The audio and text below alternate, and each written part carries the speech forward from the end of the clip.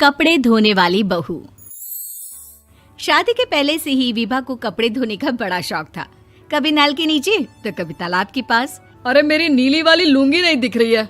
विभा की अम्मा, कहाँ रखी है लुंगी? अरे वो तो विभा ने परसों ही धोकर रखी थी आपकी अलमारी में, देखो वहीं होगी।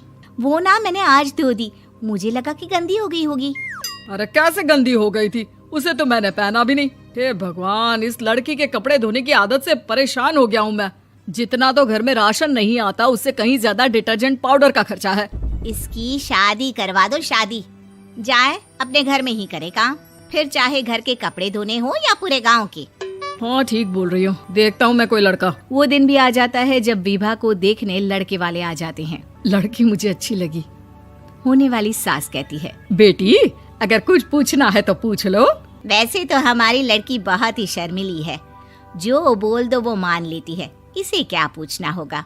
अरे कैसी बात कर रही हो माँ, मुझे इन लोगों के घर रहना है, सवाल तो कई है। हाँ हाँ बेटा, पूछ लो ना, क्या पूछना है। आप लोगों के घर कपड़े कौन धोता है? सास का मुंह बन जाता है। देखो, अगर तुम ये कहना चाहती हो कि तुम्हें कपड़े धोने नहीं आते तो सुन लो, कपड़े मैं ही धोती हूँ, लेकिन तुम्हारे आ जाने के बाद मैं रुमाल तक नहीं धोऊंगी। अरे चुप रहना भाग्यवान, बहू बेचारी घर आई नहीं, उसे डराना शुरू कर दिया।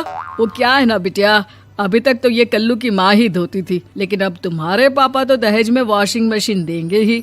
तभी विभा की माँ बोल पड़ती है, सवाल भी पूछा तो क्या। वैसे भाई साहब, मशीन की तो फिर भी कपड़े धोने की कैपेसिटी होती है। मतलब जो बिटिया दे रहे हैं ना विभा, इसे कपड़े धोने का बहुत शौक है। ये आप लोगों के क्या, आस पड़ोस गांव मोहल्ले सबके कपड़े धो दे और उफ तक ना करे। बाहर देखा नहीं आपने कितने कपड़े सूख रहे हैं? सब हमारी बिटिया ने ही तो धोए हैं। बस भी करो ना माँ, शर्म आ रही इतनी तारीफ सुनकर। और तो और एक दाग निकाल कर दिखाओ तो मान जाऊं। हाँ अच्छा, माफ करना बेटा, मैंने गलत समझा।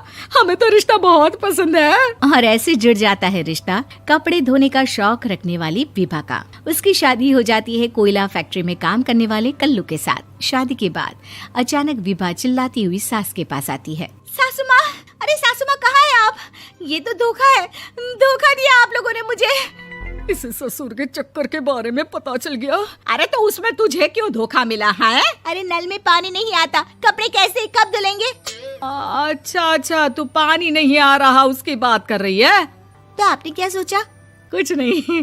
अच्छा, तेरी माँ ने कहा था कि कपड़े धोने का शौक है तुझे, याद आया मुझे। शौक बोलकर कपड़े धोने वाले मेरे जुनून को कम ना आके सासू माँ, कपड़ा धोना मेरा गुरूर है।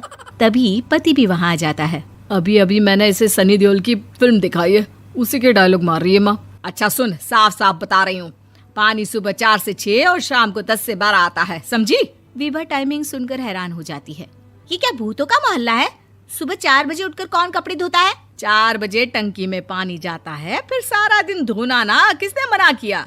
अरे कैसी बात कर रही हैं? 200 लीटर की टंकी में कितने कपड़े धो लूंगी मैं? सुबह ही उठ जाऊंगी मैं। अब क्या था, विभा सुबह 4 से लेकर रात के 12 बजे तक कपड़े ही धोती रहती। एक रोज सास पड़ोस से निकलकर कहीं जा रही होती है कि साथ वाली कहती है, हाँ कल्लू की माँ, जरा ये बताओ कि 2 साड़ी है, 2 ब्लाउज और एक पेटीकोट और एक नाड़े वाला लंबा कच्छा।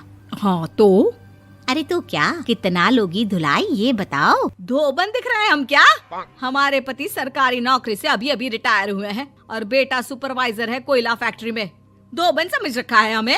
हाय रे कल्लू की अम्मा, माफ कर दो, वो तो मोहल्ले में यही सब बता रहे थे कि तुमने बहू को कपड़ा धुलवाने के काम में लगा दिया है। सास को पड़ोसन की बात सुनकर गुस्सा आ जाता है। वो घर पहुंचती है जहां घर के बाहर ही इतने सारे कपड़े सूख रहे होते हैं जितने कि किसी धोबन के घर पर। अरे ओ कल्लू की दुल्हन, बाहर निकल।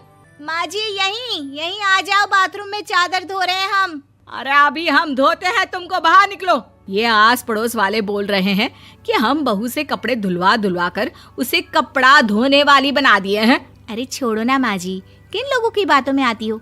आस पास के लोगों का तो काम ही होता है कि वो किसी तरह सास बहू को लड़ा दे। बहू सारे घर के कपड़े धोती है, ये क्या कम है? बोलिए। सास को भी लग जाता है कि वो बहू का ये सनकीपन नहीं छुड़वा सकती, इससे अच्छा है कि खुद ही चुप हो जाए।